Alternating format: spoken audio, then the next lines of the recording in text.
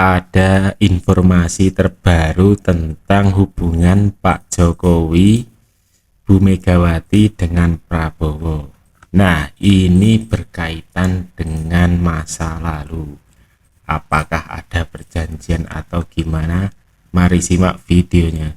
Ketua Umum Relawan Prabowo Mania dan Jokowi Mania, Immanuel Ebenezer, meyakini dukungan Presiden Joko Widodo ke Prabowo Subianto pada pemilu 2024 adalah kaitannya dengan perjanjian batu tulis. Oleh karena Ketua Umum PDI Perjuangan Megawati Soekarno Putri tak memenuhi perjanjian itu lantaran tidak mendukung Prabowo pada Pilpres 2014, Jokowi berupaya membayar utang tersebut.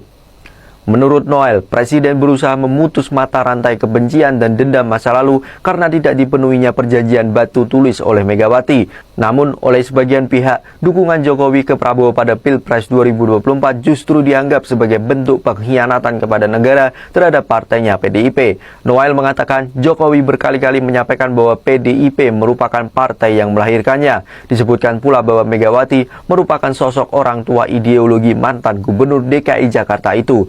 Sebagai partai besar, lanjut Noel, PDIP mestinya mengawal gagasan-gagasan dan cita-cita besar. Menurutnya, sikap PDIP yang menganggap Jokowi berkhianat terhadap partainya kekanak-kanaan. Diberitakan sebelumnya, Ketua Bidang Kehormatan DPP PDIP Komarudin Watubun mengatakan Presiden Jokowi tak lagi menjadi bagian dari PDIP.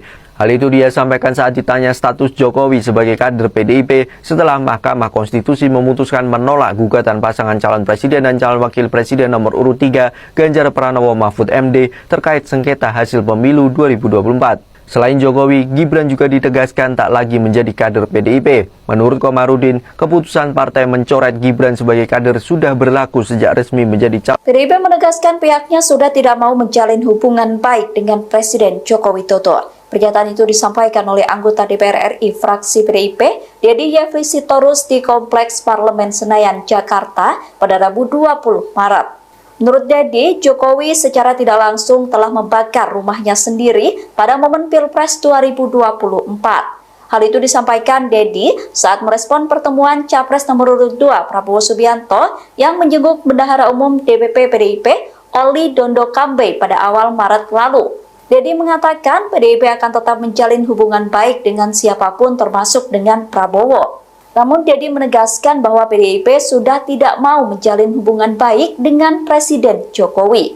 Adapun hubungan Jokowi dengan PDIP merenggang sejak putra sulung Presiden Gibran Rakabuming Raka maju menjadi cawapres melawan Ganjar Pranowo. Jokowi dan Gibran yang merupakan kader PDIP memilih menjadi lawan Ganjar Pranowo yang diusung oleh PDIP dalam Pilpres 2024. Sejak deklarasi pencawapresan Gibran, posisi Jokowi di PDIP sudah dipertanyakan oleh publik. Pengamat politik Ahmad Khairul Umam pada Rabu 20 Desember lalu sempat memprediksi bahwa Jokowi akan berusaha memperbaiki hubungannya dengan partai pimpinan Megawati Soekarno Putri. Namun saat ini PDIP justru menyatakan tidak ingin menjalin hubungan baik dengan Presiden Jokowi karena dianggap telah membakar rumahnya sendiri saat momentum Pilpres 2024. Nanti lama-lama jadi kayak jubirnya Jokowi deh. Oke.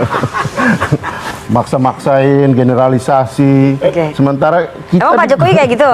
Ya kan Nana juga tadi kayak lama-lama jadi kayak jubirnya Jokowi. Oke. Kalau Projo iya, tapi kalau Nana jangan dong. Oke, gimana? Jadi gini, persis yang disampaikan oleh Bang Andre, partai politik itu ya punya kepentingan yang pasti beda dengan kepentingannya Jokowi. Oke. Kalau Jokowi kan kepentingannya anak-anaknya gitu, mantunya, anaknya. Kalau partai-partai politik melihat bagaimana konteks Indonesia secara keseluruhan, bagaimana memenangkan di daerah-daerah itu. Nah ini udah pasti beda gitu. Udah pasti beda ya? Udah pasti beda. Nggak bisa dipaksakan? Sehingga ada tempat di mana ya kami ada beberapa tempat yang berkoalisi dengan Golkar, bekerja sama dengan Gerindra, dengan teman-teman yang ada di yang koalisi Indonesia Maju di Pilpres. Nah sementara konteks daerah itu beda persis seperti yang tadi disampaikan oleh Bang Nurdin, Bung Andre, di mana kita ada dengan pembicaraan dan sekarang proses ini sedang berjalan. Memaksakan itu adalah ya usaha sih boleh kan, karena ini kan ininya Jokowi, tapi Jokowi kan selesai, sebentar lagi juga selesai gitu masa pemerintahan. ya boleh dong dia mau apa coba-coba masuk ke Pak Kalau Projo sampai 25 tahun ke depan masih eksis kan? Iya. Nggak tahu apa masih ada Projo tuh Masih ada, kan ada Mas Gibran, Mas Namanya juga Kaesang, Projo. Mas Bobi, Mas Jan Etes, ada semua. Ya. Jadi ini apa jadi pro anak dan cucu juga.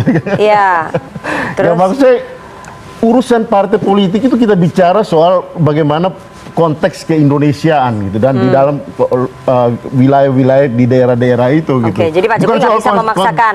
Ya beda kepentingannya. Kalau Pak Jokowi kan kita lihat aja kan dari Pilpres kemarin kemudian sekarang pola dan cara berpikir mindset soal bagaimana memenangkan itu beda dan bahwa ada sisi di mana pertemuan ya sah-sah aja gitu Oke. dalam arti ya bahwa ada kepentingan yang sama antara kepentingan Pak Jokowi dan kepentingan teman-teman di koalisi tapi di Indonesia Sumatera Maju. Utara ada menantunya Mas Bobi Nasution, di Jawa Tengah ada bekas orang dekatnya Pak Ahmad Lutfi, itu kandang banteng loh Jawa Tengah. Pak Jokowi melobi teman-teman partai Ya, Mbak. koalisi Indonesia Maju untuk menaruh orang dekatnya di Ya Jawa kan di Tengah. Jakarta juga sudah kelihatan kan. Ya Pak Ridwan Kamil kan ada di Jawa Barat kan. Oke, mau dipindah ke Jakarta. Ya kan itu kan nanti tanya Bang Nur apakah Golkar menghendaki Enggak, artinya PDI Perjuangan nggak melihat bahwa ini adalah buat caranya Pak PDI Jokowi. Perjuangan nggak ada masalah, kita udah tahu semua gitu. Kita Pak Jokowi sih sejak awal sudah ketika sebelum Pilpres dia mengatakan dia akan cawe-cawe gitu. Iya. Saya waktu itu termasuk orang yang mendukung. Saya pikir cawe-cawenya untuk kepentingan ya bagaimana sebagai presiden beliau mengamankan proses pemilu. Iya. Tapi kan ternyata kan bukan soal itu gitu kan. Dan ini gejalanya juga muncul di Pilkada Serentak bahwa Pak Jokowi cawe-cawe di Pilkada Serentak untuk kepentingannya. Ya indikasi-indikasi seperti itu semua orang melihat gitu. Oke. Dan saya kira ya yang penting buat kita adalah kita mengawasi proses itu gitu. Kalau beliau mengatakan tidak ya seperti tadi Bung Rai katakan ya selama ini kan apa yang dikatakan ke kanan yang dilakukan ke kiri Oke. gitu. Karena kepentingan Republik ini. Kalau bukan kepentingan Republik ini, saya kira tidak ada dalam catatan sejarah. Rival di dunia tidak pernah terjadi. Seluruh dunia tidak pernah terjadi rivalnya dipanggil, diajak untuk mengurus Republik. Baru terjadi nanti pada periode Jokowi. Jadi kalau hanya seorang Ali Mukhtar, Mahfud MD itu ketua pemenangan pemilu loh. Iya. Tapi duluan Ali Mukhtar ngebalin baru Mahfud lah. Artinya lebih senior lah Ali Mukhtar daripada. Ini tercatat dalam sejarah ya, Bang, ya? Ya, catatan Oke. sejarah. Yang katanya juga tercatat dalam sejarah adalah bagaimana Pak Jokowi akhirnya berseberangan dengan PDI Perjuangan. Bang Ali kaget juga tidak dengan itu? Tidak. Abang kan orang politik. Saya tidak kaget. Saya tidak kaget.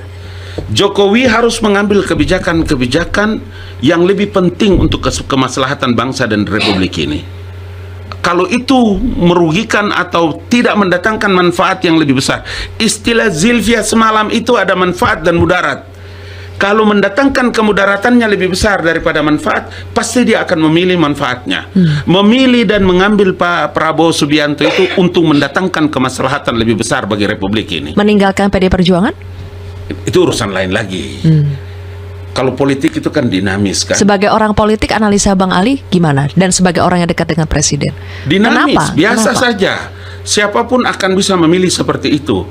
Dan karena itu ketika Presiden memilih jalan bersama-sama dengan Prabowo Subianto, kita sami'na wa ta'na loh. Kita akan memberikan dukungan itu dan terbukti. Hari ini Prabowo keliling dunia untuk dan atas nama rakyat Indonesia.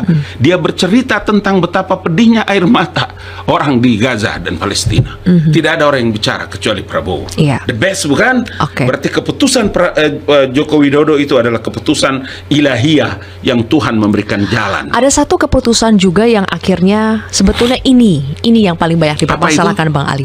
Putusan MK. Mahkamah Konstitusi. Mahkamah Oke. Konstitusi. Sebelum kita bicara MA, ini MK-nya dulu. Oke. Putusan MK yang akhirnya memberikan kesempatan buat anaknya Pak Jokowi, Gibran, untuk bisa maju. Sebelumnya kan umurnya belum cukup. Iya. Inilah yang dianggap ada intervensi negara, ada intervensi bapak yang sayang anak. Gimana itu Bang Ali? Benar tidak? Biar dia orang bercerita sesuka hatinya, tidak apa-apa. Tapi kalau keputusan itu tidak berdasarkan regulasi yang ada, dia boleh bercerita berbusa-busa sampai patah-patah giginya, nggak apa-apa. Tapi keputusan sampai kepada memenuhi persyaratan usia bagi seorang Gibran Raka Bumi Raka itu Apakah keputusan itu tidak final? Apakah keputusan itu menyalahi ketentuan? Apakah anak presiden tidak boleh menjadi calon presiden? Apakah anak Mega tidak boleh menjadi calon presiden? Apakah anak Habibie, anak Gus Dur, anak SBY tidak boleh menjadi calon presiden? Atau dengan Gibran anak muda itu tidak boleh? Boleh, asal tidak mengakali aturan. Ada yang bilang begitu, Bang? Ya, tidak apa-apa. Kalau dia pakai opininya nggak apa-apa. Karena memang mereka sakitnya di sini kan, bukan di sini. Kalau sakit di sini pasti tidak normal.